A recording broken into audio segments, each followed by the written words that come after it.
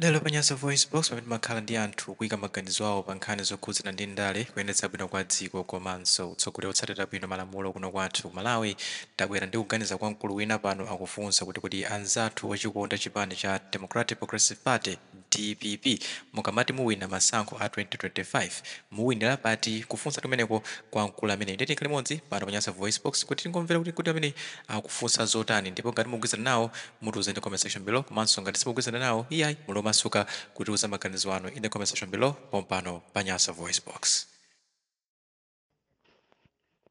Paja anthu apo kayankhulo zonena zapita amakudandaula amachotsa koma ngone imene maonera ine a DPP wa ambiri wandala ndi ana kuti mwina ndi ana koma ife tinafotapo referendum kuyatsa nyali nkudzavota muluzi nkuwina nkudzavotera kujaiso adalanda chipani cha UDF uja nkuwina anamwalirayi zizungu tinkazidziwa ife ankati Central Region, Southern Region, Northern Region. Ndiyo lendo zaka zino kuti zizungu zitatu Central Region, Southern Region,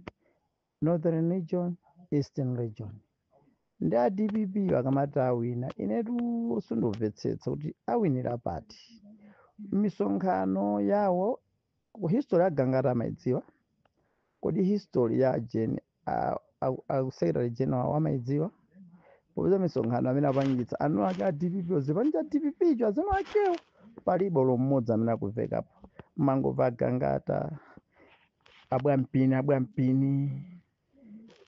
basitu apitala ayi tsono anthu inu kakaka muli DPP anu ake anayisiya ati chipanichi anu ake nena chipanichi anachisiya koma anthu inu simukudziwa ndi basi ikakusiyani pezera ntuni chipani chopita